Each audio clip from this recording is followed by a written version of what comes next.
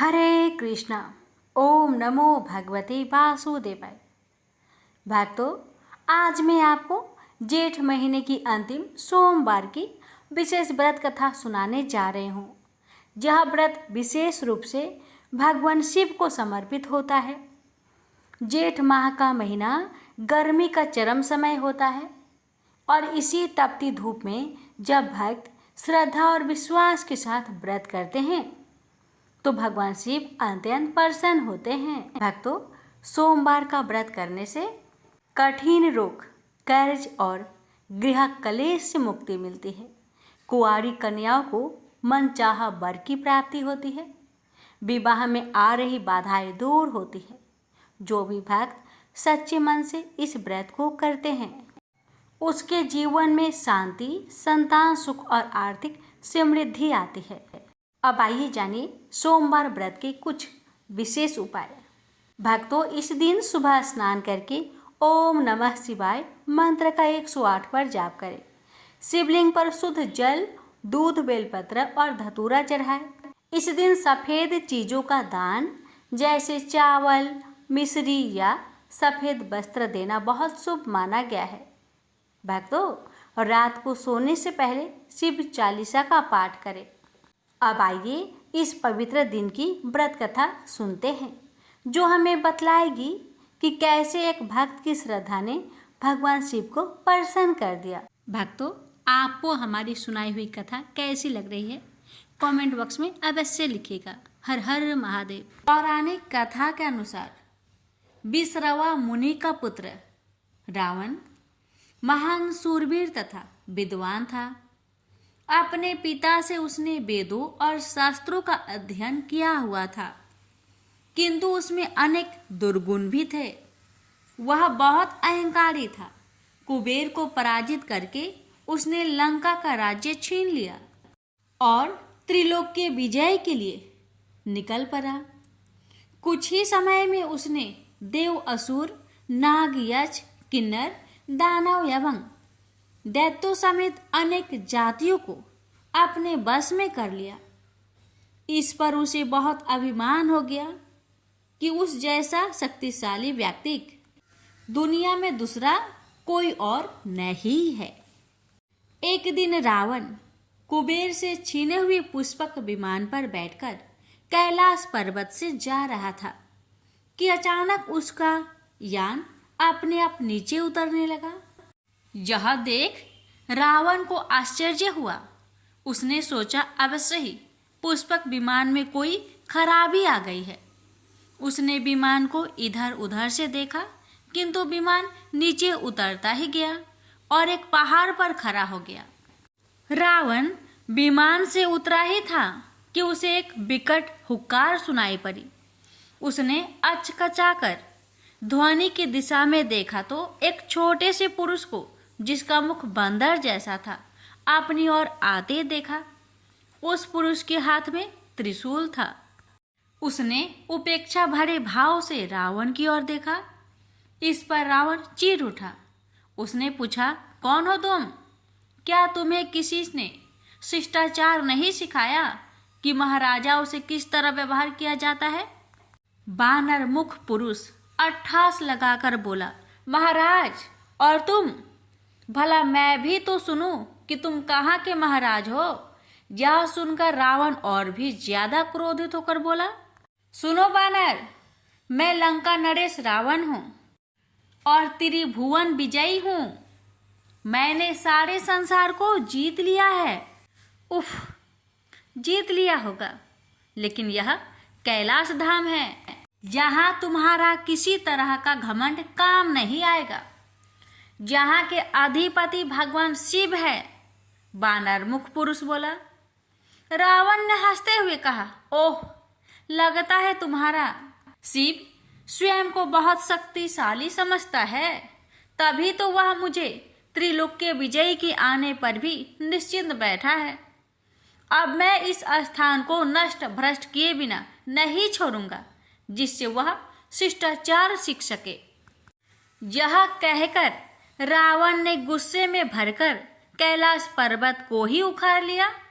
वह उसे अपने कंधों पर उठाकर फेंकने ही चाहता था कि पर्वत के हिलने से पार्वती चौंक कर शिव से लिपट कर बोली, स्वामी ये क्या, आज कैलाश पर्वत डगमगा क्यों रहा है? शिव जी मुस्कुराते हुए बोले, लगता है कोई विवेकहीन व्यक्ति हमारी परीक्षा लेने पर तुला हुआ है। देवी, यह कहकर भगवान शिव ने कैलाश पर जो अपना अंगूठा दबा दिया, कैलाश पर्वत तत्काल नीचे बैठ गया और उसके नीचे रावण दब गया। रावण को अब पश्चाताप होने लगा, उससे महान भूल हो गई थी। उसने नीचे दबे ही शिव का जाप करना आरंभ कर दिया। वर्षों तक कैलाश के नीचे दबा रावण शिव उपासना करता रहा। उसकी भक्ति देखकर पार्वती को उस पर दया आ गई। वही शिव से बोली, प्रभु उसे क्षमा कर दीजिए, अब तो वह प्रायश्चित भी कर चुका है। वैसे भी वह एक ब्राह्मण पुत्र है, वह मार्ग से भटक गया था, उसने आपकी परीक्षा लेनी चाहिए थी। पार्वती की बात सुनकर शिव ने कैलाश पर्वत से अपने अंगूठे का भार हटा लिया। रावण मुक्त होकर पर्वत के नीचे से निकला और पर्वत को यथास्थान पर टिका दिया। उसके बाद रावण ने शिव की कठिन तपस्या करनी आरंभ कर दी। उसने हवन कुंड तैयार किया और अपनी अंग काट काट कर हवन कुंड की अग्नि में डालने लगा। अंत में उसने जैसे ही अपने शीश को काटने के लिए तलवार उठाई, उसी समय वहां शिवजी पार्वती सहित प्रकट हो गए। शिव ने रावण को हाथ पकड़कर कहा, पुत्र मैं तुम्हारी तपस्या से प्रसन्न हूँ, वरदान मांगो। रावण ने हाथ जोड़कर कहा, प्रभु यदि आप मेरी तपस्या से प्रसन्न हैं तो मुझे ऐसा वर दीजिए कि मैं वैदिक, भौतिक और विज्ञान शास्त्र का ज्ञाता बनूं। संसार में मेरी प्रसिद्धि हो, मैं भगवान विष्णु के अलावा किसी अन्य से न मारा जाऊं। सूर, असुर, दानव, दैत्य सब पर अजय रहूं। मेरे 10 शीश हो जाए। ऐसा ही होगा वत्स। यह वर देकर भगवान शिव अंतर्ध्यान हो गए। फिर रावण अपनी लंका में लौट गया और अंतिम समय तक भगवान शिव का परम भक्त बना रहा। इस तरह भगवान शिव की कृपा से रावण का अभिमान भंग हुआ। प्रेम से बोलिए हर हर महादेव। माता पार्वती की जय। माटी नाम का एक बड़ा शिव भक्त था। उसने संतान प्राप्ति के लिए 100 साल तक शिव जी का कठोर तप किया। शिव जी ने उसे संतान का वरदान दिया। समय आने पर उसकी पत्नी गर्भवती हुई। पत्नी का प्रसव 4 साल तक नहीं हुआ तो माटी को बड़ी चिंता हुई। पता चला कि गर्भ का बालक कालमार्ग नामक राक्षस के डर से बाहर नहीं निकल रहा। माटी ने कालमार्ग से डरने के कारण अपने पुत्र का नाम रखा कालभीति। कालभीति जन्म से ही परम शिव भक्त थे। बड़ा होते ही कालभीति घोर तपस्या में लगे। बेल के पेड़ के नीचे पैर के अंगूठे पर खड़े हो वह 100 वर्षों तक एक बूंद भी पानी पिए बिना मंत्रों का जाप करते रहे। 100 वर्ष पूरे होने पर एक दिन एक आदमी जल से भरा हुआ घड़ा लेकर आया। काल भीति को नमस्कार कर उसने कहा कि जल ग्रहण कीजिए। काल भीति बोले, आप किस वर्ण के हैं? आपका आचार व्यवहार कैसा है? यह सब जाने बिना मैं जल नहीं पी सकता। पानी लाने वाला अंगतुक बोला, मैं जब अपने माता पिता को ही नहीं जानता तो अपने वर्ण का क्या कहूँ? आचार विचार और धर्मों से मेरा कोई वास्ता ही नहीं रहा है। काल भीति ने कहा, मेरे गुरु के अनुसार जिसके कुल का ज्ञान ना हो उसका अन्न जल ग्रहण करने वाला तत्काल कष्ट में पड़ता है। मैं पानी नहीं पीऊंगा श्रीमन। अंगतुक बोला, तुम्हारी बात पर हंसी आती है। जब सब में भगवान शंकर ही निवास करते हैं तो किसी को बुरा नहीं कहना चाहिए, क्योंकि इसमें भगवान शंकर की ही निंदा होती है। यह जल अपवित्र कैसे हुआ?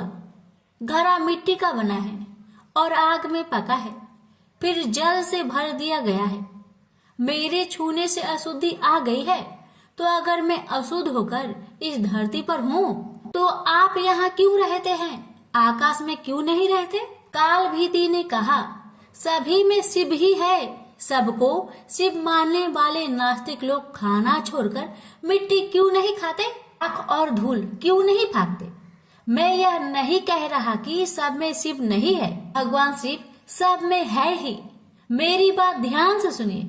सोने के गहने बहुत तरह से बनते हैं, कुछ शुद्ध सोने के तो कुछ मिलावटी। खरे खोटे सभी आभूषणों में सोना तो है ही।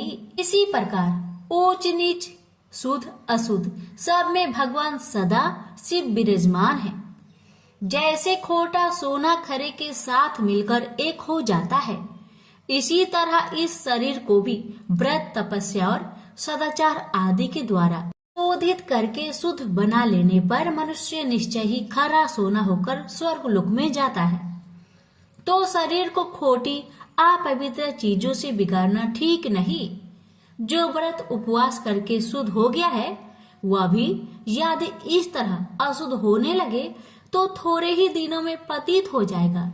इसलिए आपका दिया पानी मैं कभी नहीं पीऊंगा। काल भीति के ऐसे कहने पर अंगतुक हंसने लगा। उसने दाहिने अंगूठे से जमीन कुदेर कर एक बहुत बड़ा गड्ढा तैयार किया। फिर उसी में वह सारा जल ढुलका दिया। गड्ढा भर गया, पानी बचा रह गया। फिर उसने अपने पैर से ही कुदेर कर एक तालाब बना दिया और बचे हुए जल से उस तालाब को भर दिया। यह अद्भुत दृश्य देखकर काल भीति जरा भी नहीं चौंके। अंगतुक बोला, ब्राह्मण देव, आप है तो मूर्ख है, परंतु बातें पंडितों सी करते हैं। लगता है आपने विद्वान की बात नहीं सुनी। कुआं दूसरे का, घड़ा दूसरे का और रस्सी दूसरे की है। एक पानी पिलाता है और एक पीता है। सब समान फल के भागी होते हैं। ऐसा ही मेरा भी जल है। तुम धर्म के ज्ञाता हो, फिर क्यों इसे नहीं पियोगे? काल भीति ने विचार किया, यदि एक कार्य में अनेक सहायक हो तो काम करने वाले को मिलने वाला फल बढ़कर समान हो जाता है। बात तो ठीक है। काल भीति ने उस मनुष्य से कहा, आपका यह कहना ठीक है। कुएं और तालाब का पानी पीने में दोष नहीं है, फिर भी आपने तो अपने घड़े के जल से ही इस गड्ढे को भरा है। यह बात सामने देखकर मैं हरगिज इसे नहीं पीऊंगा। काल भीति के हठ पर वह पुरुष हंसता हुआ अंतर्ध्यान हो गया। अब काल भीति को अचरज हुआ। सोचने लगे कि यह क्या किस्सा है। इतने में ही उस बेल के पेड़ के नीचे धरती फाड़कर सुंदर चमचमाता शिवलिंग प्रकट हो गया। तब काल भीति ने कहा, जो पाप के काल है, जिनके कंठ में काला चिन्ह सुशोभित होता है तथा जो संसार के काल स्वरूप है, उन भगवान महाकाल की मैं शरण लेता हूँ। आप हमें शरण दीजिए। आपको बारंबार नमस्कार है। काल भीति की स्तुति पर महादेव उस लिंग से प्रकट हुए और कहा, ब्राह्मण, तुमने इस महातीर्थ में रहकर मेरी जो आराधना की है, उससे मैं संतुष्ट हूँ। अब काल मार्ग से तुम निर्भय रहो। मैं ही मनुष्य रूप में प्रकट हुआ था। मैंने यह गड्ढा और तालाब सब तीर्थों के जल से भरा है। यह परम पवित्र जल तुम्हारे लिए ही लाया था। तुम मुझसे कोई मनोवांछित वर मांगो। काल भीति ने कहा, प्रभु, यदि आप मुझ पर प्रसन्न हैं, तो सदा यहाँ निवास करें। इस शिवलिंग पर जो भी दान पूजन किया जाए वह अच्छा ही हो। आपने काल से मुझे मुक्ति दिलाई है, इसलिए यह शिवलिंग महाकाल के नाम से प्रसिद्ध हो। भगवान बोले, जो कोई अक्षय तृतीया, शिवरात्रि, सावन मास, चतुर्दशी, अष्टमी, सोमवार तथा विशेष पर्व के दिन इस सरोवर में स्नान करके इस शिवलिंग की पूजा करेगा, वह शिव को ही प्राप्त होगा। यहाँ किया हुआ जप, तप और रुद्र जप सब अच्छा होगा। तुम नंदी के साथ मेरे दूसरे द्वारपाल बनोगे। काल पर विजय पाने से तुम महाकाल के नाम से प्रसिद्ध होगे। शीघ्र ही राजश्री कर्णधम यहाँ आएंगे। उन्हें धर्म का उपदेश करके तुम मेरे लोक में चले आओ। यह कहकर भगवान रुद्र उस लिंग में ही लीन हो गए। स्कंद पुराण की यह कथा श्रवण, पठन एवं मनन करने से आशुतोष महाकाल अत्यंत प्रसन्न होते हैं। प्रेम से बोलिए हर हर महादेव। माता पार्वती की जय। भगवान शिव की पहली पत्नी सती थी। यह विवाह उन्होंने सती के पिता दक्ष की इच्छा के विरुद्ध किया था। दक्ष उनका अपमान करने के अवसर ढूंढा करते थे। पिता के ऐसे व्यवहार से लज्जित होकर सती ने अपना शरीर त्याग दिया। उनकी मृत्यु के बाद शिव हिमालय पर जाकर फिर से तपस्या में लीन हो गए। जिस उपवन में भगवान शिव ध्यान करते थे उसके निकट ही पर्वतराज हिमवान रहता था। उसने स्वर्ग की अप्सरा मेनका से विवाह किया था। कुछ वर्ष बाद मेनका ने एक पुत्री को जन्म दिया। उसका नाम रखा पार्वती। वास्तव में सती ने ही फिर से पार्वती के रूप में जन्म लिया था। वर्ष पर वर्ष बीते और पार्वती ने युवावस्था में प्रवेश किया। एक दिन मेनका ने अपने पति से कहा, स्वामी, पार्वती अब विवाह योग हो गई है। अब हमें पार्वती के लिए योग वर खोजना चाहिए। हिमवान बोला, मैं जानता हूँ, परंतु कोई योग वर ध्यान में नहीं आता। मैं अपनी पुत्री का हाथ उसी के हाथ में दूंगा जो सब प्रकार से योग होगा। एक दिन नारद मुनि हिमवान के घर आए। जब उन्होंने पार्वती को देखा तो हिमवान से बोले, हिम, तुम्हारी पुत्री के भाग्य में तो भगवान शिव से विवाह करने का योग है। नारद मुनि की बात सुनकर हिमवान सोचने लगा, शिव के पास मैं कैसे जाऊं? उन्होंने अगर अस्वीकार कर दिया तो? सती की मृत्यु के बाद उन्होंने किसी स्त्री का मुख तक नहीं देखा। परंतु मुझे वर खोजने की आवश्यकता नहीं। नारद मुनि की भविष्यवाणी असत्य नहीं होगी। मैं धीरज पूर्वक प्रतीक्षा करूंगा। परंतु एक दिन हिमवान का धीरज टूट गया। उसे एक विचार सूझा।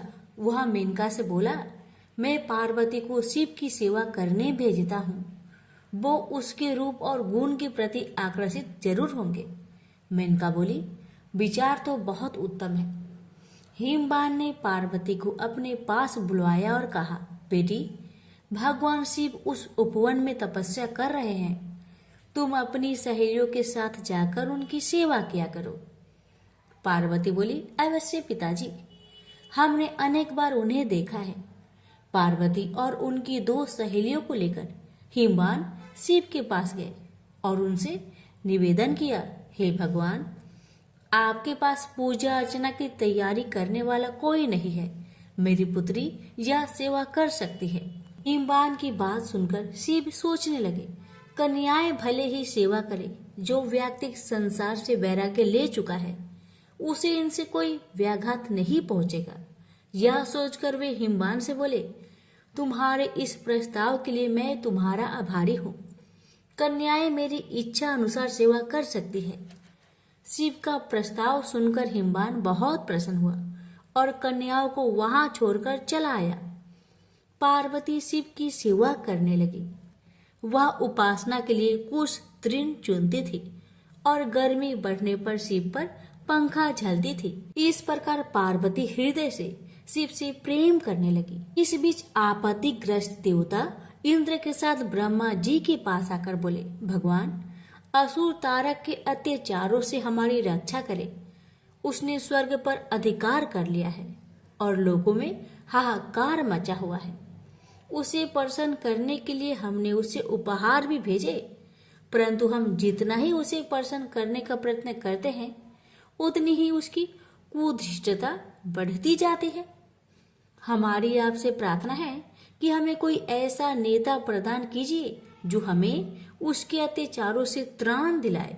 ब्रह्मा जी असहाय होकर बोले, प्रिय पुत्रों, मैं चाहते हुए भी तुम्हारी सहायता नहीं कर सकता। तारक को मैंने एक बार वरदान दिया था, उसी से वह इतना बलवान हो गया है। मैं भी उसका नाश नहीं कर सकता, परंतु एक उपाय है। शिव का पार्वती से विवाह विधि का विधान है।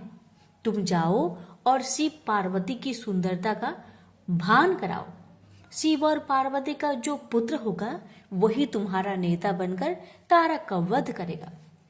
ब्रह्मा जी की बात सुनकर देवराज इंद्र सीधे प्रेम के देवता काम के पास पहुंचे और बोले, कामदेव, मैं तुम्हारे पास एक आवश्यक काम से आया हूं। तुम शिव पर अपना जादू चलाओ ताकि वे पार्वती से विवाह कर ले। इंद्र की आज्ञा पाकर कामदेव अपनी पत्नी रति के साथ शिव के कुंज में पहुंचे। वहां शिव को देखा तो उनका साहस छूट गया। उसी समय पार्वती वहां से निकली तो कामदेव का फिर से साहस बंधा। पार्वती ने नतमस्तक होकर कुछ पुष्प शिव के सम्मुख रखे। यह देख शिव बोले, तुम्हें ऐसा पति मिले जो बस केवल तुमसे ही प्रेम करने वाला हो। शिव की बात सुनकर पार्वती सोचने लगी, शिव का वचन कभी मिथ्या नहीं होगा। मैं कितनी भाग्यशाली हूँ। यह सोचकर पार्वती शिव के गले में माला पहनाने ही वाली थी, तभी कामदेव का बाण निशाने पर लगा। शिव ने पूरी शक्ति से अपनी भावनाओं को बस में किया और इधर उधर देखने लगे। उन्होंने कहा, मेरे मन की शांति भंग करने का साहस किसने किया? तभी उनकी दृष्टि कामदेव पर पड़ी। उस दृष्टि मात्र से कामदेव जलकर राख हो गए। यह देख रति मूर्छित हो गई। शिव पार्वती की ओर आंख उठाए बिना ही कुंज में चले गए। यह देख पार्वती शोक और लज्जा से विहल हो उठी और उदास मन से अपने घर लौट गई। उधर जब रति की मूर्छा टूटी तो उसने सोचा, जब मेरे पति ही नहीं रहे तो मैं जीकर क्या करूंगी? अच्छा यही है कि मैं भी मरकर उनके पास पहुंचूं। वह यह सोच ही रही थी कि तभी आकाशवाणी हुई, जीवन मत त्याग। पार्वती तपस्या करके शिव को वर के रूप में पाएगी और उनके विवाह के दिन तेरा पति पूर्ण जीवित होकर फिर से तुझे मिलेगा। आकाशवाणी सुनकर रति को ढढस बंधा और वह उस दिन की प्रतीक्षा करने लगी। उधर शिव के व्यवहार से पार्वती को बहुत दुख हुआ, परंतु उसके प्रेम में कमी नहीं आई। वह सोचने लगी, मेरा सौंदर्य उन्हें आकर्षित नहीं कर सका, परंतु मैं हार नहीं मानूंगी। सौंदर्य से नहीं तो मैं अपनी तपस्या और भक्ति से उन्हें प्राप्त करूंगी। यह सोचकर उसने अपना निर्णय अपने माता पिता को बताया। पार्वती के निर्णय के आगे माता पिता को झुकना पड़ा और उसे आशीर्वाद देकर विदा किया। सुंदर वस्त्रों तथा आभूषणों का त्याग करके पार्वती कुंज में तपस्या करने बैठ गई। कई वर्ष बीत गए, परंतु पार्वती ने आशा नहीं छोड़ी। एक दिन वह जल कुंड में प्रवेश करने से पहले पूजा अर्चना की तैयारी कर रही थी कि एक युवक ऋषि उनसे मिलने आया। उसने पार्वती से कहा, तुम्हारा यह सुकुमार शरीर कैसे ये कठिन कर्म करता है जो तुम्हारी आत्मा उसे करवा रही है? तुमने संसार को दिखा दिया है कि सुंदरता और पवित्रता एक दूसरे को नष्ट करने के लिए नहीं है। तुम्हारे आचरण ने तुम्हारे पिता के गौरव को और बढ़ाया है। सुकुमारी, तुमने यह कठिन तपस्या का व्रत क्यों लिया है? घर लौट जाओ। सुकुमारी, तुम तपस्या त्याग दो। जो सिद्धियां मैंने प्राप्त की है उनमें से आधी मैं तुम्हें दूंगा, लेकिन कृपया तपस्या का कारण बता दो। पार्वती ने अपनी सखी से कारण बताने को कहा तो सखी ने कहा, मेरी सखी पार्वती ने शिव का प्रेम जीतने का निश्चय किया है।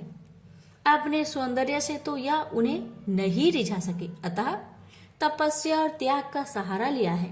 सखी की बात सुनकर ऋषि ने पार्वती से कहा, क्या यह सत्य है या तुम्हारी सखी हंसी कर रही है? पार्वती बोली, यह सत्य है ऋषिवर। मैं शिव की पूजा करती हूँ। मुझे विश्वास है तपस्या और भक्ति से एक दिन में उनका प्रेम प्राप्त करने में सफल हो जाऊंगी। ऋषि ने कहा, ओह, तो ये बात है। मैं शिव को जानता हूँ। वह तो अपने सारे शरीर पर भस्म रमाए रहता है, आग उससे लिपटे रहते हैं, चर्म धारण करता है। तुम्हारी जैसी सुंदर युवती कैसे उसकी पत्नी हो सकती है? वह निर्धन है, अघोर है, यह सारा संसार जानता है। वह तुम्हारे योग्य नहीं है। उसका विचार त्याग दो और कोई दूसरा व्यक्ति चुन लो। ऋषि की बातें सुनकर पार्वती क्रोधित होकर बोली, चुप रहो। महान आत्मा को महान आत्मा ही पहचान सकती है। नीच प्राणी उच्च विचारों को समझ नहीं सकता। तुम्हारा वचन तुम्हारी दुर्भावनाओं का सूचक है। शिव दिखावे से नहीं प्रभावित होते हैं, न किसी को प्रभावित करते हैं। वे अघोर है, निर्धन है, चर्म धारण करते हैं, उनके शरीर से सर्प लिपटे रहते हैं। तो क्या हुआ, वो मेरे मनोनीत देवता है। उनमें चाहे दुर्बलताएं अधिक हो और गुण कम, फिर भी मैं उन्हें चाहती हूँ। पार्वती की सहेलियां यह सुनकर चकित रह गई। पार्वती उनसे बोली, प्रिय सखी, इनसे कहो कि चले जाए, क्योंकि इन्होंने अपने हृदय को ऐसे विचारों से कुलुषित कर रखा है। बुरी बात कहना पाप है, तुरंत उसे सुनना भी और भी बड़ा पाप है। चलो हम चले। क्रोध से भरकर पार्वती जैसे ही चलने को हुई, ऋषि ने जल्दी से आगे बढ़कर उसका मार्ग रोक लिया। देखकर पार्वती आश्चर्य हो गई। वह ऋषि और कोई नहीं, स्वयं भगवान शिव थे। वे पार्वती से बोले, सुकुमारी, तुम्हारी तपस्या और भक्ति ने मुझे जीत लिया है। मैं तुम्हारे सामने विनीत हूँ, तुम्हारा दास हूँ। किंतु कर्तव्य परायणा पार्वती शिव को छोड़ अपनी सखी के पास जाकर बोली, सखी, इनसे कहो कि मेरे पिताजी से विवाह का प्रस्ताव करना होगा। सखी की यह कह देने पर पार्वती शिव के पास आई। शिव बोले, मैं इसमें तनिक भी देर नहीं करूंगा प्रिय। यह अवशासन पाकर पार्वती अपनी सहेलियों के साथ घर लौट आई। शिव ने सप्त ऋषियों को बुलवाकर उनसे कहा, ब्रह्मा ने देवताओं को वचन दिया है, मेरा ही पुत्र तारक का वध करेगा। इस वचन को पूरा करने के लिए मुझे पार्वती से विवाह करना है। जाकर हिमवान से विवाह का प्रस्ताव करो। प्रस्ताव सुनकर हिमवान अत्यंत प्रसन्न हुआ और उसने विधि पूर्वक शिव पार्वती की विवाह कर दिया। विवाह संस्कार के बाद देवता शिव के पास आकर बोले, भगवान, हमारा आपसे आग्रह है कि रति को फिर से उसका पति मिलना चाहिए। अपनी प्रिय वधू का ध्यान करके प्रेम के देवता कामदेव तथा उनकी शोकाकुल पत्नी पर कृपा कीजिए। अवश्य, अब तो मैं भी उसी कामदेव का दास हूँ। कई वर्ष बीत गए। शिव अपनी पत्नी के प्रेम में डूबे हुए थे। तब इंद्र ने अग्नि को शिव के पास भेजा। अग्निदेव शिव के पास गए और उनसे विनती की, भगवान, मैं आपको देवताओं की आवश्यकता का स्मरण कराने आया हूँ। शिव ने अग्निदेव के हाथ में एक बीज रखा और बोले, इस बीज को पकने पर एक बालक का जन्म होगा, वही तुम्हारा सेनापति होगा। अग्निदेव बीज लेकर वहां से चले गए, परंतु वह बीज इतना गर्म था, उसे पकड़े रहना बहुत कठिन था। इंद्र के पास पहुंचते पहुंचते अग्निदेव का शरीर पीड़ा से पीला पड़ गया। वह इंद्र से बोले, बीज मेरे पास है, परंतु उसे संभालना असंभव है। अग्निदेव की दशा देखकर इंद्र दुखी होकर बोले, तुम इसे गंगा के पास ले जाओ, वह तुम्हें ठंडक पहुंचाएगी और इसे संभालेगी। अग्निदेव गंगा के पास गए। जब उन्होंने बीज को लेकर उसमें डुबकी लगाई तो उसमें उफान आने लगा और वह उबलने लगी। तब बीज किनारे पर जा गिरा। उसी समय स्वर्ग की 6 अप्सराएं गंगा में स्नान करने आई। उन्होंने बीज को उठाकर सर घास में रख दिया। बीज तब तक पक चुका था और उसमें से कार्तिकेय प्रकट हुए। आश्चर्यचकित अप्सराएं बोली, इसे हम अपने साथ ले जाएंगे। पहले पहले हमने ही देखा है। फिर गंगा स्त्री का रूप धारण कर बाहर आई और अग्निदेव भी वहां आए। गंगा बोली, इसे मैं ले जाऊंगी, मैंने इसे जन्म दिया है। अग्निदेव बोले, नहीं, यह हमें प्रदान किया गया है। उसी समय शिव तथा पार्वती वहां आए। शिव ने विवाह का निर्णय करते हुए कहा, जो बालक देवताओं का नेतृत्व करने वाला है उसका पालन पोषण पार्वती ही कर सकती है। पार्वती ने प्रेम से बालक को उठाकर छाती से लगा लिया। फिर वे कैलाश पर्वत पर लौट आई। समय बीतने के साथ कार्तिकेय बड़ा हुआ। उसके नेतृत्व में देवताओं और तारक के बीच भीषण युद्ध हुआ। कार्तिकेय ने उसे मार डाला। स्वर्ग का सिंहासन फिर से इंद्र को मिला और स्वर्ग में फिर से सुख शांति का साम्राज्य प्रस्थापित हुआ। प्रेम से बोलिए हर हर महादेव, माता पार्वती की जय। एक समय की बात है, त्रिपुरारी भुजंगधारी श्री काशीपति महादेव जी जगन माता पार्वती के साथ प्रसन्न रूप में विराजमान थे। जग माता ने उनसे अनुरोध किया, भगवान कोई कथा कहिए। इस पर भगवान भूत भावन किंचित मुस्कुराए और बोले, हे पार्वती सुनो, पूर्व समय में कुसमांड नामक एक ऋषि का पुत्र मंडप नाम से विख्यात था। बाल्यकाल में ही कुसंगति के कारण पाप कर्म में लीन हो गया था। अतः उसकी निंदित कथाओं को सुनकर उसके पिता, माता, भाई आदि सभी संबंधियों ने उसको अपने से अलग कर दिया। वह पूर्व जन्म के कर्मों के कारण किसी का कहना नहीं मान रहा था। उसकी आदतें यहाँ तक कि खराब हो गई कि वह साधु, महात्मा, सत्पुरुषों एवं देवी देवताओं तक की निंदा करने लगा। युवा होने पर वह दूसरी स्त्रियों के प्रेम में फंस गया। प्रेम के बस में होकर वह औरों के द्रव आदि की चोरी में भी लीन हो गया। उसके दो घनिष्ठ मित्र थे, एक था नापित, दूसरा था पटहारा। इन तीनों ने मिलकर विचार किया कि किसी धनी के घर चोरी करके अधिक धन प्राप्त किया जाए। अतः तीनों ने मिलकर राजा के यहाँ चोरी की। इस चोरी के कारण बहुत सा धन हाथ लगा। सारा धन मंडप के पास था। दोनों मित्रों के मांगने पर भी उसने उन लोगों का हिस्सा नहीं दिया। इस धन को वह एक वैश्या के यहाँ ले गया। वैश्या के यहाँ वह प्रेम लीला करने लगा। इस बीच उसको प्यास लगी। पलंग के नीचे रखी गिलास उसने खाली कर दी। स्वाद कुछ दूसरा था।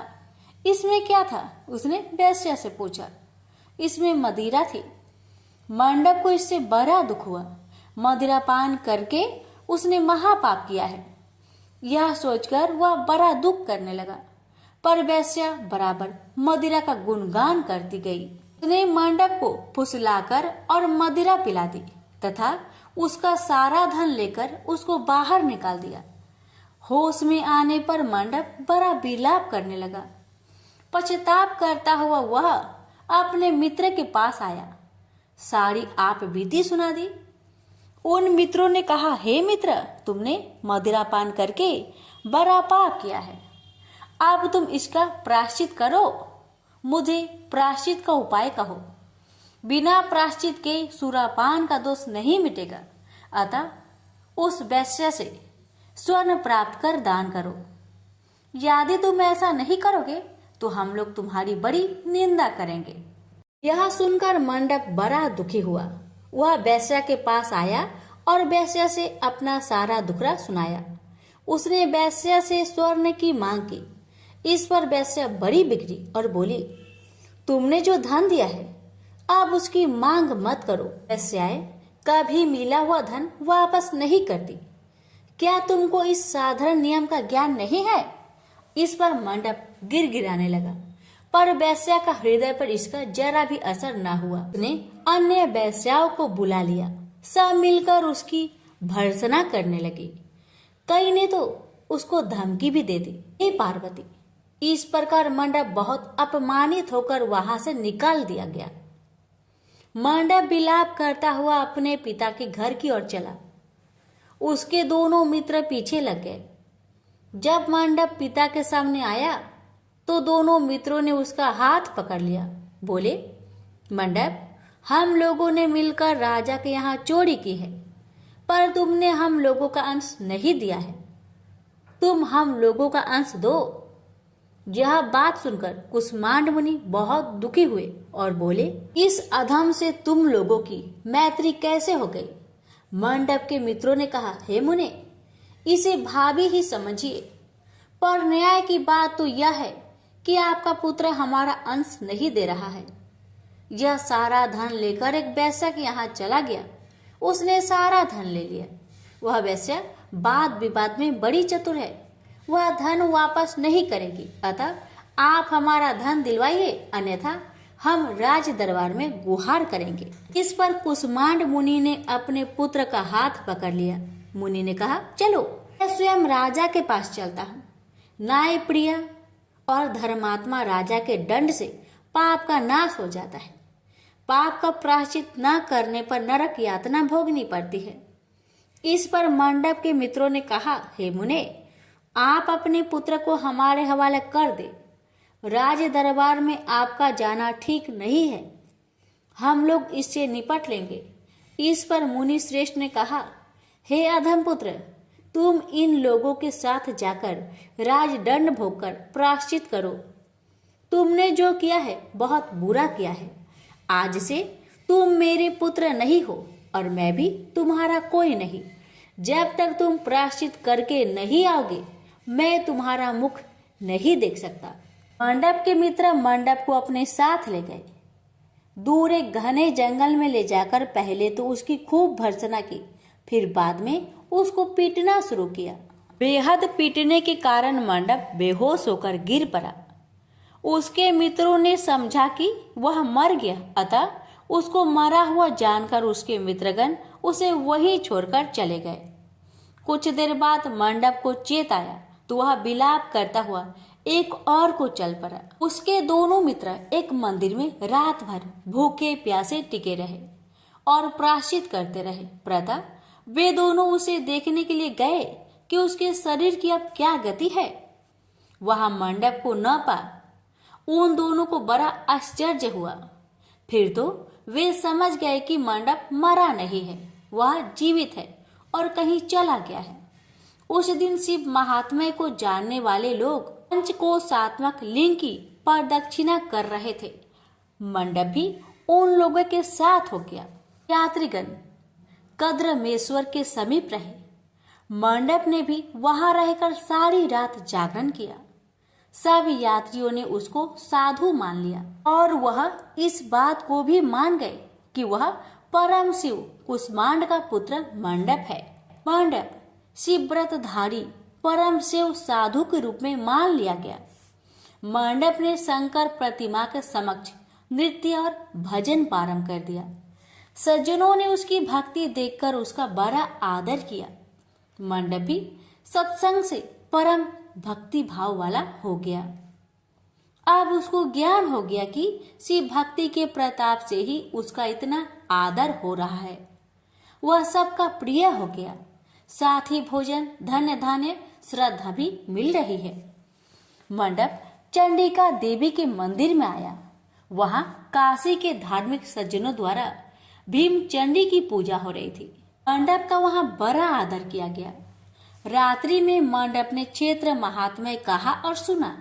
इसके बाद शिव भक्तों और विष्णु भक्तों ने मिलकर कीर्तन किया। मंडप ने इस नित्य कीर्तन में प्रमुख भाग लिया।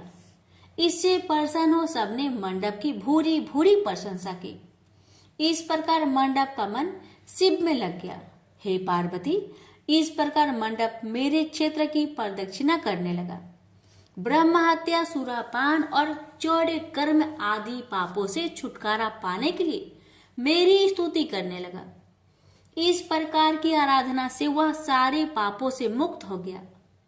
देहली विनायक में आकर मंडप जीवा की लोलुपता से मुक्त होकर केवल शिव शिव का उच्चारण करने लगा। उसकी साधना और भक्ति भाव को देखकर सर्वत्र उसका बड़ा आदर और मान सम्मान होने लगा। हे पार्वती, मंडप ने अन्न जल सब त्याग दिया और बार बार विलाप कर कहने लगा कि ब्राह्मण शरीरधारी होकर भी मैंने स्वर्ण की चोरी की, साध्वी माता को ठगा, वेश्यागमन, सूरापान किया, ब्राह्मण शब्द का हनन किया। पश्चाताप से मंडप विहल हो गया। हे देवी, मंडप के मन में यह विचार आया कि मेरे क्षेत्र की प्रदक्षिणा करने से वह सारे पापों से मुक्त हो जाएगा। अतः वह काशी काशी शिव शंकर शिव शिव की रट लगाकर अपने पापों का प्रायश्चित करता हुआ मेरे क्षेत्र की परिक्रमा करने लगा। रामेश्वर लिंग में आकर उसने स्नान पूजन किया, सोमनाथ का पूजन किया, सीता और लक्ष्मण के साथ श्री राम जी का पूजन किया। पूजन और भक्ति भाव देखकर सर्वत्र उसकी प्रशंसा हुई। मंडप ने अन्न जल त्याग दिया था। तदनंतर वृषभ ध्वज में आकर स्नान देव पूजन किया। प्रातः काल वरुणा संगम में स्नान किया। मुझे पूछता हुआ वह मेरे मंदिर आया। उसने आकर बड़ा दान पुण्य किया। संतोष मंडप ने साष्टांग प्रणाम किया। वह अनेक महात्मा उपस्थित थे। हे पार्वती, मंडप सबके आगे हाथ जोड़कर खड़ा हो गया और पूछने लगा, हे महात्माओं, मैंने बड़े बड़े पाप किए हैं। आप लोग कृपया यह बतलाइए कि इन पापों से मेरा छुटकारा किस प्रकार होगा। सभी महात्माओं ने कहा, हे मंडप, तुम शिव शक्ति केशव के भक्त हो गए हो। पंचक्रोशमात्मक लिंग प्रदक्षिणा से और शिव कीर्तन से तुम्हारे सारे पाप नष्ट हो गए हैं। इस प्रकार सुन मंडप ने कहा, हे सदस्य गणों, पिताजी ने तो मुझको घर से निकाल दिया है। अब मैं अपने घर कैसे जाऊं और हे मुनि श्रेष्ठों, पिता को कैसे अपना मुख दिखलाऊं। इस पर सबने कहा, अब तुम्हारे सारे पापों का प्रायश्चित हो गया है। तुम सहर्ष घर जा सकते हो। हे पार्वती, इस प्रकार मंडप अपने पिता के घर के सामने आया और शिव शिव शंभो शंभो महादेव महादेव का उच्चारण करने लगा। स्वर सुनकर कुष्मांड मुनि ने अपनी पत्नी से कहा, हे प्रिय, देखो तो कौन द्वार पर शिव का उच्चारण करता हुआ हमें परम सुख दे रहा है। शिव नाम की अमृत वर्षा कौन कर रहा है। मुनि पत्नी ने द्वार पर अपने पुत्र को देखा। हे पुत्र, तुम्हारा आना कैसे हुआ। मंडप ने कहा, हे माता, आपको और पिताजी को महात्मागण बुला रहे हैं। यह सुनकर मंडप की माता अपने पति के पास आई और उनसे सारा वृत्तांत कहा। ये पूज्यवर, आपका पुत्र शिव का नाम रट्टा हुआ द्वार पर उपस्थित है। उसका कहना है कि प्रायश्चित करके वह पवित्र हो गया है। सदस्यगण आपको बुला रहे हैं, वे प्रायश्चित का प्रमाण देंगे। कुष्मांड मुनि दरवाजे पर आए। उन्होंने रुद्राक्षधारी शिव भक्त मंडप को देखा। तुम क्यों आए हो। थोड़े से प्रायश्चित से बड़े पाप का नाश नहीं होता है। मंडप ने कहा, हे पिताजी, इसमें कोई संदेह नहीं है कि मैंने बड़े पाप किए हैं। इतना होने पर भी महात्मागण आपको बुला रहे हैं। मुनि अपनी पत्नी के साथ महात्माओं के पास आए। महात्माओं ने एक स्वर से कहा, हे मुनिवर, आपका पुत्र समस्त पापों से मुक्त हो गया है। कुष्मांड ऋषि ने पूछा, हे मुनि श्रेष्ठों, किस आधार पर आपकी दृष्टि में मेरा पुत्र पाप मुक्त हो गया है। इसने तो बड़े बड़े पाप किए हैं। महात्माओं ने कहा, हे मुनि, इस मुक्ति मंडप के स्वामी श्री भगवान विष्णु है, वही इसका उत्तर देंगे। महात्माओं ने विष्णु भगवान की स्तुति की। इस पर आकाशवाणी हुई, हे स्तुति करने वाले महात्माओं, यह महापापी मंडप जो कुष्मांड मुनि का पुत्र है, अब अपने पापों से मुक्त हो शुद्ध हो गया है। यह साधु संतों के साथ शिव शंकर के क्षेत्र की परिक्रमा कर चुका है। आप कुष्मांड मुनि इसे ग्रहण कर सकते हैं। इस प्रकार हे पार्वती, मंडप को कुष्मांड मुनि आदर पूर्वक अपने घर ले गए। इस कथा को सुनकर माता पार्वती परम प्रसन्न हुई। बोली, प्रभु, आपने यह महत्वपूर्ण कथा कही, इससे कलयुग में प्राणियों का बड़ा भला होगा। कृपा कर इस पर कुछ और प्रकाश डाले। इस पर शिवजी बोले, हे पार्वती, अब तुम भैरव जी की कथा सुनो। इस पर भैरव जी प्रकट हुए और बोले, त्रेता युग में समदर्शी सांडलिय नाम का एक ब्राह्मण था। वह महापंडित था। उसकी पुत्री का नाम विशालाक्षी था। वह अति सुंदरी थी। बाल्यकाल में ही उसके पिता ने उसका विवाह कर दिया। विवाह के बाद भी वह अपने पिता के घर पर रहती थी। वह युवा हो गई। युवा अवस्था होने पर भी उसका पति न आया, अतः सांडिल्य ब्राह्मण की कन्या पाप रहता हो गई। इस कन्या ने काशी में बड़े पाप किए। सुंदरी होने के कारण दूर दूर के युवक उसके पास आने लगे। एक समय की बात है, बड़े बड़े पापों को नष्ट करने वाली पंचक्रोशी यात्रा के मार्गियों देख कर वह विचारने लगी कि इस लोगों को पाप रट किया जाए। उस रात यात्रीगण दुर्गा कुंड पर रुके थे। विशालाक्षी धन के लोभ से वहां गई, वहां भजन कीर्तन कर स्वयं रचाया। यात्री उसका भक्ति भाव देखकर प्रसन्न हुए और उसे वैष्णवी समझ बड़ा दान पुण्य किए। इस लोभ के कारण वैश्या विशालाक्षी यात्रियों के साथ हो गई। कर्म मेदेश्वर दहलीज रामेश्वर में उसने निवास किया और वरुणा संगम में स्नान किया। यात्रियों द्वारा उसने काशी महात्म्य की कथा भी श्रवण की। इस सत्संग समागम से विशालाक्षी की आंखें खुल गई। उसने अपने पर बड़ा पश्चाताप किया। यात्रियों का सारा धन उसने लौटा दिया और पाप से अलग होने का निर्णय कर लिया। उसने महात्माओं से पूछा, हे देवताओं, मैं बड़ी पापिनी हूँ, कृपया मेरी मुक्ति का उपाय कहिए। इस पर महात्माओं ने कहा, देवी तुम धन्य हो, तुमको पापों से भय नहीं करना चाहिए। तुमने काशी क्षेत्र की प्रदक्षिणा की है, अब तुम हमारे साथ प्रदक्षिणा जारी रखो। विशालाक्षी ने उपयुक्त वचनों पर विश्वास किया। वह महात्माओं के साथ हो गई। 5वें दिन सभी यात्री वृषभ खंड में रहे, वह भी उन्हीं के साथ रही। सभी ने वरुणा संगम में स्नान किया और आदि केशव का पूजन किया। विशालाक्षी मुक्ति मंडप में आई। उसने बड़े भक्ति भाव से शिव शंकर की पूजा की। इस प्रकार विशालाक्षी सभी पापों से मुक्त हो गई। उसके पिता सांडल्य ने बड़े आदर के साथ उसे अपने घर में स्थान दिया। वह इस प्रकार पवित्र हो गई। भैरव जी बोले, हे पार्वती, यह काशी क्षेत्र का महात्म्य है। इसे पढ़ने सुनने सुनाने से सबका कल्याण होता है। प्रेम से बोलिए हर हर महादेव, माता पार्वती की जय, भैरवनाथ की जय। किसी नगर में एक धनी व्यापारी रहता था। दूर दूर तक उसका व्यापार फैला हुआ था। नगर के सभी लोग उस व्यापारी का सम्मान करते थे। इतना सब कुछ संपन्न होने के बाद भी वह व्यापारी बहुत दुखी था, क्योंकि उसका कोई पुत्र नहीं था, जिस कारण अपने मृत्यु के पश्चात व्यापार के उत्तराधिकारी की चिंता उसे हमेशा सताती रहती थी। पुत्र प्राप्ति की इच्छा से व्यापारी प्रत्येक सोमवार भगवान शिव का व्रत पूजा किया करता था और शाम के समय शिव मंदिर में जाकर शिव जी के सामने घी का दीपक जलाया करता था। उसकी भक्ति देखकर माँ पार्वती प्रसन्न हो गई और भगवान शिव से उस व्यापारी की मनोकामना पूर्ण करने का निवेदन किया। भगवान शिव बोले, इस संसार में सबको उसके कर्म के अनुसार फल की प्राप्ति होती है। जो प्राणी जैसा कर्म करते हैं उन्हें वैसा ही फल प्राप्त होता है।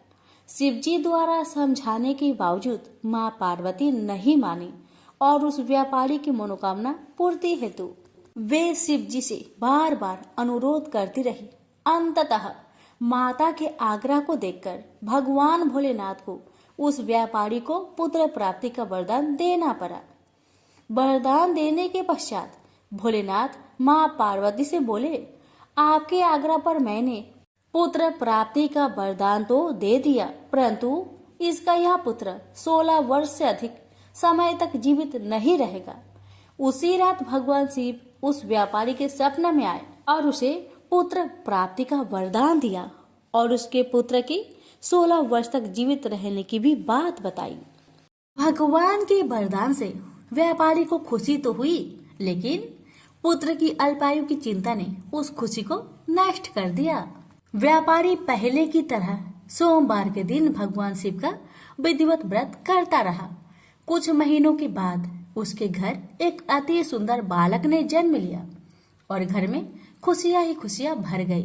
बहुत धूमधाम से पुत्र जन्म का समारोह मनाया गया, परंतु व्यापारी को पुत्र जन्म की अधिक खुशी नहीं हुई, क्योंकि उसे पुत्र की अल्प आयु के रहस्य का पता था। जब पुत्र 12 वर्ष का हुआ तो व्यापारी ने उसे उसके मामा के साथ पढ़ने के लिए बनारसी भेज दिया।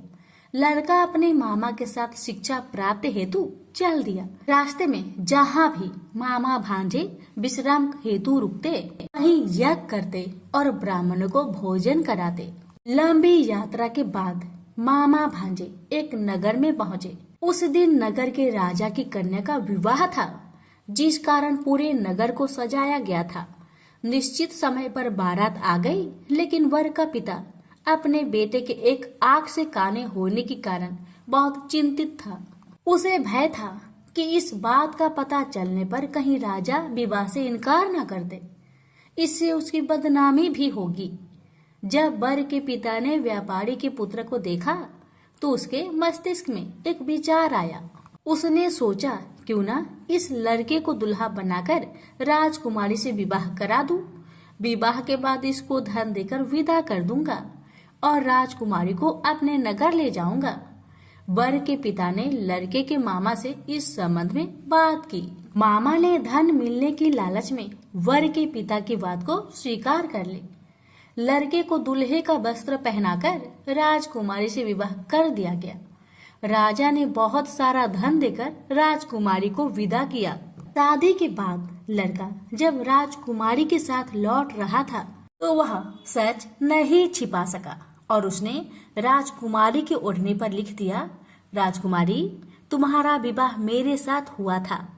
मैं तो बनारसी पढ़ने के लिए जा रहा हूँ और अब तुम्हें जिस नवयुवक की पत्नी बनना पड़ेगा वह कान्हा है। जब राजकुमारी ने अपनी ओढ़नी पर लिखा हुआ पढ़ा तो उसने कान्हे लड़के के साथ जाने से इनकार कर दिया। राजा को जब ये सब बातें पता लगी तो उसने राजकुमारी को महल में ही रख लिया। उधर लड़का अपने मामा के साथ बनारसी पहुंच गया और गुरुकुल में पढ़ना शुरू कर दिया। जब उसकी आयु 16 वर्ष की हुई तो उसने यज्ञ किया। यज्ञ की समाप्ति पर ब्राह्मणों को भोजन करवाया और खूब अन्य वस्त्र दान किए। रात को वह अपने शयन कक्ष में सो गया। शिव के वरदान के अनुसार शयन अवस्था में ही उसके प्राण पेखरू उड़ गए। सूर्योदय पर मामा मृत भांजे को देखकर रोने पिटने लगा। आसपास के लोग भी एकत्र होकर दुख प्रकट करने लगे। लड़के के मामा के रोने विलाप करने के स्वर समीप से गुजरते हुए भगवान शिव और माता पार्वती ने भी सुने। माता पार्वती ने भगवान से कहा, प्राणनाथ, मुझे इसके रोने का स्वर सहन नहीं हो रहे। आप इस व्यक्ति के कष्ट को अवश्य दूर करें। भगवान शिव ने माता पार्वती के साथ अदृश्य रूप में समीप जाकर देखा तो भोलेनाथ माता पार्वती से बोले, यह तो उसी व्यापारी का पुत्र है जिसे मैंने 16 वर्ष की आयु का वरदान दिया था। इसकी आयु पूरी हो गई है। माँ पार्वती ने फिर भगवान शिव से निवेदन कर उस बालक को जीवन देने का आग्रह किया। माता पार्वती के आग्रह पर भगवान शिव ने उस लड़के को जीवित होने का वरदान दिया और कुछ ही पल में वह जीवित होकर उठ बैठा। शिक्षा समाप्त करके लड़का मामा के साथ अपने नगर की ओर चल दिया। दोनों चलते हुए उसी नगर में पहुंचे जहां उसका विवाह हुआ था। उस नगर में भी यज्ञ का आयोजन किया। समीप से गुजरते हुए नगर के राजा ने यज्ञ का आयोजन देखा और उसने तुरंत ही लड़के और उसके मामा को पहचान लिया। यज्ञ के समाप्त होने पर राजा मामा और लड़के को महल में ले गया और कुछ दिन उन्हें महल में रखकर बहुत सा धन वस्त्र आदि देकर राजकुमारी के साथ विदा कर दिया। इधर भूखे प्यासे रहकर व्यापारी और उसकी पत्नी बेटे की प्रतीक्षा कर रहे थे। उन्होंने प्रतिज्ञा कर रखी थी कि यदि उन्हें अपने बेटे की मृत्यु का समाचार मिला तो दोनों अपने प्राण त्याग देंगे। परंतु जैसे ही उसने बेटे के जीवित वापस लौटने का समाचार सुना तो वह बहुत प्रसन्न हुआ। वह अपनी पत्नी और मित्रों के साथ नगर के द्वार पर पहुंचा। अपने बेटे के विवाह का समाचार सुनकर पुत्र वधू राजकुमारी को देखकर उसकी खुशी का ठिकाना न रहा। उसी रात भगवान शिव ने व्यापारी को सपने में आकर कहा, हे श्रेष्ठी, मैंने तेरे सोमवार व्रत करने और व्रत कथा सुनने से प्रसन्न होकर तेरे पुत्र को लंबी आयु प्रदान की है। पुत्र की लंबी आयु जानकर व्यापारी बहुत प्रसन्न हुआ। शिव भक्त होने तथा सोमवार का व्रत करने से व्यापारी की सभी मनोकामनाएं पूर्ण हुई। इसी प्रकार जो भक्त सोमवार का विधिवत व्रत करते हैं और व्रत कथा सुनते हैं उनकी सभी इच्छाएं पूरी होती है। उनसे बोलिए उमापति शंकर भगवान की जय। हे भगवान, आपकी कथा को श्रद्धापूर्वक सुनने वाले सभी भक्त की हर मनोकामना को पूर्ण करे। जय भोलेनाथ।